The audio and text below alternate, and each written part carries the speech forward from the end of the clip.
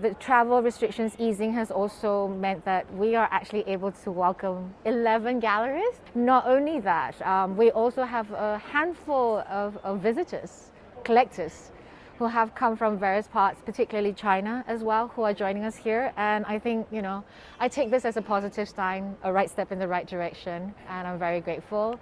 Hong Kong's collectors have been some of the greatest supporters of Take Ninagawa since I opened the gallery, and I wouldn't be here without their support.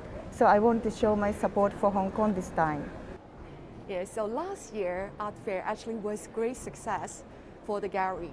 So we are optimistic that this year will be equally fruitful for the visitor, collectors, and the galleries. Even in the very difficult condition that Hong Kong has been going through, art hasn't stopped.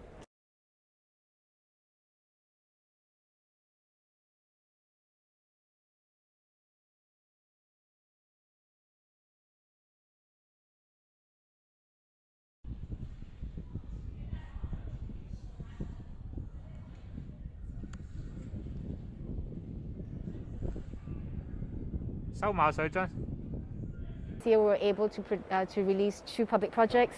The first in the form of the M+ Commission, co-commission, supported also by UBS. It's out there, that started on May 20th in the LED screen, and it features the work by Alan Powell called The Shape of Light. The artist likens the idea of the LED screen or M+ like a lighthouse. If I look back and I think about the success of this show, Hong Kong is integral in every part of it. I mean, it is Artbasel Hong Kong at the end of the day. And I think that really this show, without the Hong Kong community supporting this show, I don't think we'd have 10 whole years.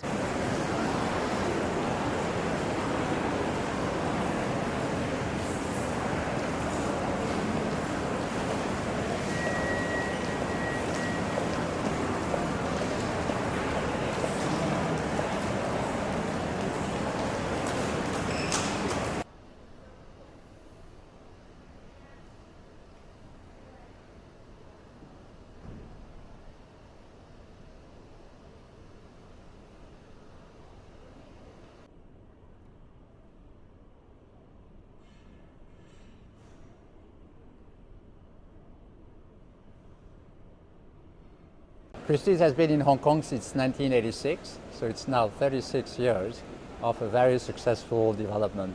Hong Kong is our regional hub. This is where all the transactions for Asia Pacific are being headquartered, and we absolutely committed to the city. We think it has so many advantages, from free flow of capital, people, merchandise, a very favorable tax regulation. Asia Pacific, through the hub that we have in Hong Kong today, accounts for about 1/3 of the global buying that we have at Christie. So Hong Kong is a very important platform for us.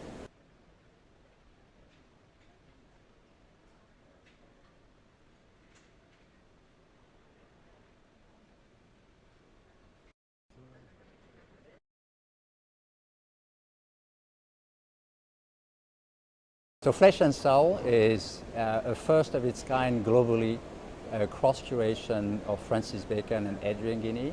We're presenting 15 works, masterpieces from both of the artists, and a very fascinating dialogue between Francis Bacon and Adrian Guinea. There's also a growing ecosystem in Hong Kong around the commercial world that Christie's belongs to. We see the West Kowloon Cultural District emerging as a very strong pillar on the institutional side. So we're very excited with all these developments in the region. I think what's important also is just to see through all the investment that the Hong Kong government is making, and the priority that has been given to art and culture, that we see as being front and center in the policies of the Hong Kong government. And we believe that there's a lot of synergies between the policies of the government and the investment like the one that Christie's is going to make with the opening of our galleries in the Anderson. We have decided to invest, bring our business model to the next step, and open a new headquarters in 2024 at the heart of Hong Kong in Central in the Anderson building with 50,000 square feet of galleries and offices.